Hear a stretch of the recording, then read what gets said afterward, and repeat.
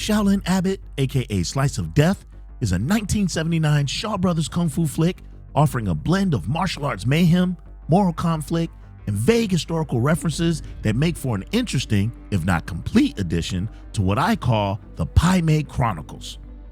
The movie features performances by David Chang, Lo Lai, Norman Chu, and Lily Lee, which in my opinion should make this film stand out as a classic masterpiece. But an underwhelming script weighs it down a bit, yet still, it holds a special place in my heart. Can't help it. The story centers on David Chang's Chi-san, a dedicated monk whose commitment to principle is tested by corruption within the Shaolin hierarchy. Chi-san has been tasked with going to Wu Chen Temple to learn how to make guns to help with the rebellion against the Qings. The courts have become aware of Shaolin's desire to get involved in the resistance and thus have declared them enemies of the court. Visiting Taoist priest Pai Mei, played by Lo Lai, does not agree with Shaolin's activities and decides to leave when Wu Chen refuses to send Chi-san away. We are then treated to a training montage with Chi-san improving on the three styles that he is most competent in: the Dragon Palm, Iron Head, and the One Finger style. Meanwhile, the Qings are planning to eradicate the Shaolin and have none other than Pai Mei himself to lead the charge against his spiritual brethren.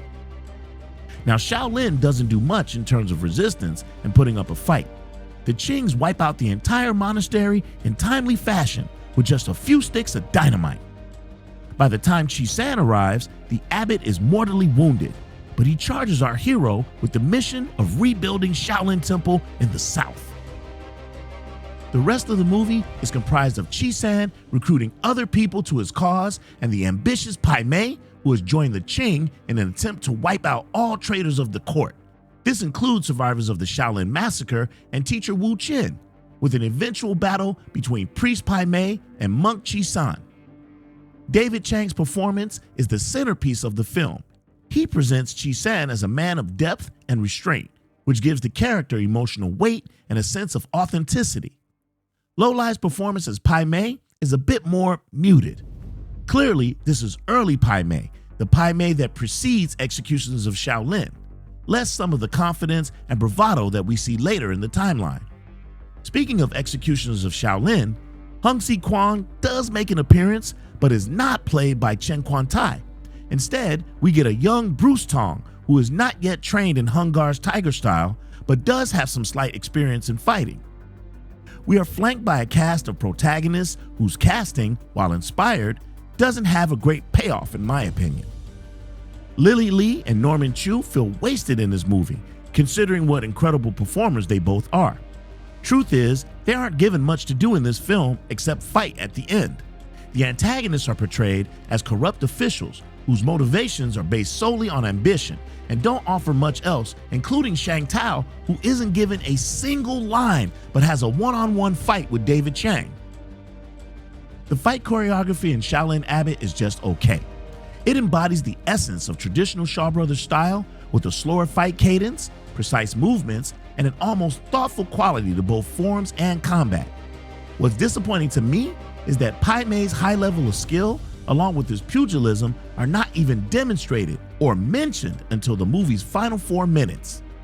Now, I'm going to be honest here. Each and every fight is short, leaving you wanting more. Perhaps this is due to the fact that a great deal of time is spent building up Chi-san's martial prowess to the audience. While not as popular as Executioners of Shaolin and Fist of the White Lotus, Shaolin Abbot plays a meaningful role in the development of two of the greatest villains to ever grace the kung fu screen, played by the same actor. The film explores themes that would later become staples of the genre: internal power, struggles within the Shaolin monastery, and the tension between spiritual bodies and an oppressive government, loyalty, determination, grit, etc. Its contribution to the cinematic mythos of Shaolin lies not in grand historical claims, but in its thoughtful portrayal of monastic life and ethical conflict. And the ending, let's just say that it is not in keeping with the continuity, but I'm no historian. Overall, Shaolin Abbot is a tempered example of basic kung fu making. It's a prequel that, in my opinion, deserved more spectacle, performances, and choreography. It's a movie that doesn't realize its own potential, and perhaps with a director like Chang Che or Lau Kar-leung, this kung fu flick could have been the cherry on a fantastic trilogy. But instead, it's just mid for me. 7 kicks is what I'll give this one. Well, that's all for now. Tell us how you feel about Shaolin Abbot. Comment below and let us know. And please don't forget to 1-inch punch that like and subscribe button for more great content. Until the next time, this is your boy, OG Ant, signing off. You know what I'm about to do. Yeah. Ooh, what's up? Peace, fam.